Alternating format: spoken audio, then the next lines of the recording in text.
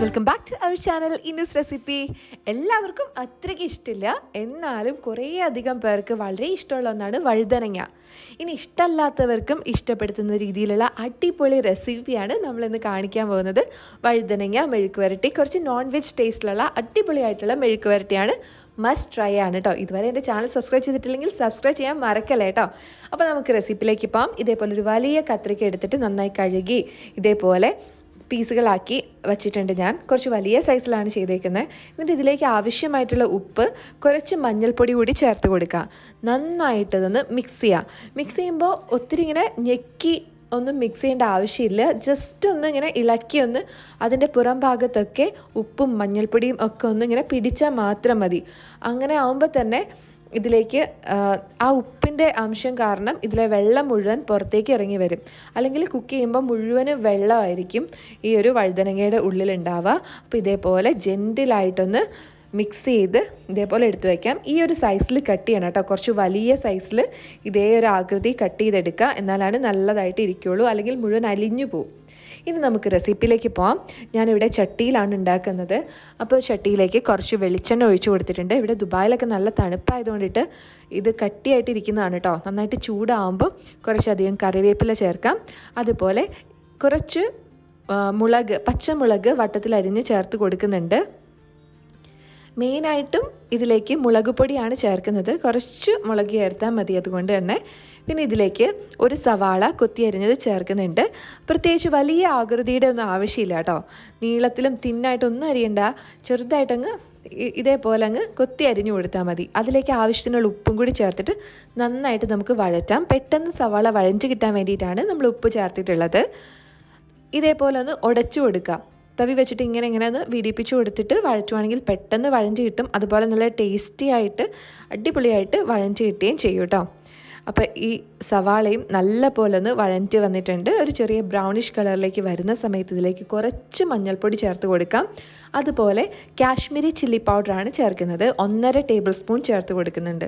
നല്ലൊരു കളറ് തരും. അതുപോലെ അധികം എരിവും ഉണ്ടാവില്ല. അപ്പോൾ ആ ഒരു പ്രസൻറ്റേഷനിൽ തന്നെ നല്ലൊരു ബ്യൂട്ടിഫുൾ ആയിട്ടിരിക്കും കേട്ടോ. അപ്പോൾ നന്നായിട്ടിത് പച്ചമണം മാറുന്ന വരെ ഒന്ന് വഴറ്റി കൊടുക്കാം. 2 മിനിറ്റ്. ചട്ടിയൊക്കെ ഉപയോഗിക്കുവാണെങ്കിൽ ശ്രദ്ധിക്കേണ്ട കാര്യം, ഗ്യാസിൽ വെച്ച് ഉപയോഗിക്കുമ്പോൾ ഒത്തിരി ആവശ്യമില്ല. ആദ്യം ഒന്ന് ചൂടായി കഴിഞ്ഞാൽ പിന്നെ ഏറ്റവും ലോ ഫ്ലെയിമിൽ തന്നെ ഇടുക.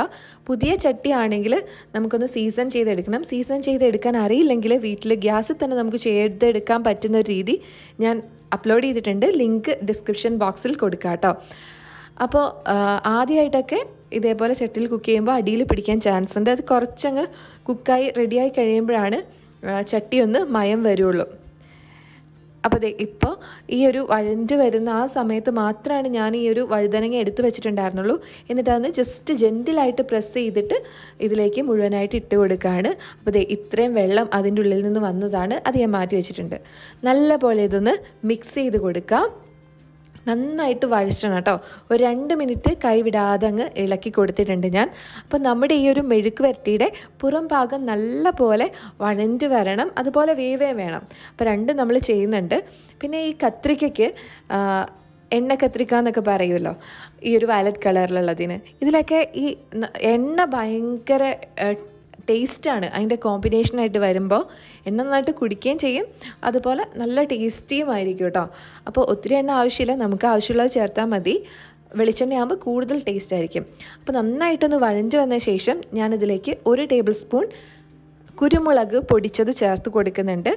അപ്പോൾ ചെറിയൊരു പച്ച ടേസ്റ്റ് വരുമ്പോഴാണ് ആ ഒരു നല്ലൊരു കുരുമുളകിൻ്റെ ടേസ്റ്റ് വരുള്ളൂ. അതുകൊണ്ടിട്ടാണ് ഞാനിപ്പോൾ ചേർക്കുന്നത്, നേരത്തെ ചേർക്കാതെ. അപ്പോൾ നല്ല പോലെ ഒന്ന് വഴറ്റി കൊടുക്കുക. ഈ ഒരു ചട്ടി ഇടയ്ക്ക് പിടിക്കുന്നുണ്ട്, അടിയിൽ പിടിക്കുന്നുണ്ട്. ഞാനിപ്പോൾ ദുബായിലേക്ക് വന്നപ്പോൾ വാങ്ങിച്ചതാണ് കേട്ടോ ഇവിടെ നിന്ന്. അപ്പോൾ ഇത് 2-3 മിനിറ്റ് ഇതേപോലെ അടച്ചു വെച്ചൊന്ന് കുക്ക് ചെയ്തിട്ടുണ്ട്. നന്നായിട്ട് വെന്ത് വന്നിട്ടുണ്ട്. അപ്പോൾ എന്നാലും ഇടയ്ക്കിടയ്ക്ക് ഇങ്ങനെ ഇളക്കി കൊടുക്കുക. അടച്ചു വെച്ചിട്ടുണ്ടെങ്കിലും ഇടയ്ക്ക് നോക്കുക അടിയിൽ പിടിച്ചിട്ടുണ്ടോ എന്നൊക്കെ. കുറച്ച് ഉപ്പ് കുറവായിരുന്നു, അതുകൊണ്ടിട്ട് ഞാൻ കുറച്ച് ഉപ്പ് ചേർത്ത് കൊടുക്കുന്നുണ്ട്. നല്ല പോലെ വഴറ്റുക. അപ്പോൾ ഏകദേശം ഒരു 12 മിനിറ്റൊക്കെ ഇതേപോലെ ഇടയ്ക്കിടയ്ക്ക് വഴറ്റി കൊടുക്കുന്നുണ്ടായിരുന്നു. എന്നിട്ട് ഇതേപോലെ കൂട്ടി വയ്ക്കും. അപ്പോൾ ജസ്റ്റ് വേവുകയും ചെയ്യും, വഴഞ്ഞ് വരികയും ചെയ്യും.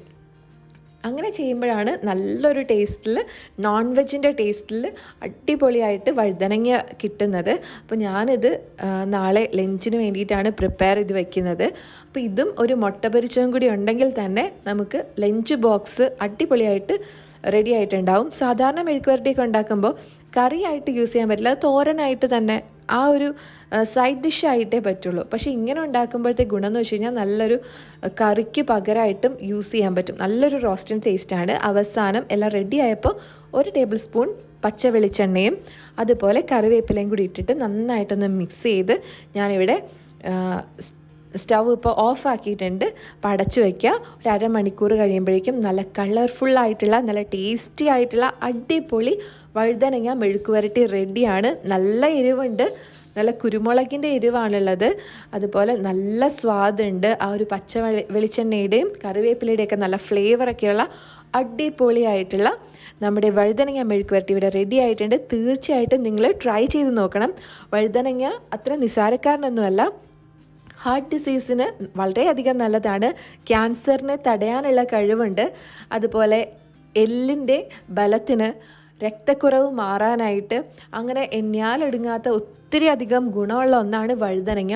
അതുപോലെ പുറത്തെ രാജ്യത്തൊക്കെ താമസിക്കുന്നവർക്കാണെങ്കിൽ ഇവിടെയൊക്കെ ഏറ്റവും ചീപ്പായിട്ട് കിട്ടുന്ന ഒന്നാണ് ഈ എഗ് പ്ലാന്റ് എന്ന് പറയുന്നത്. 1 ദിർഹത്തിനൊക്കെ കിട്ടും. അപ്പോൾ നിങ്ങൾ തീർച്ചയായിട്ടും ട്രൈ ചെയ്ത് നോക്കുക കേട്ടോ.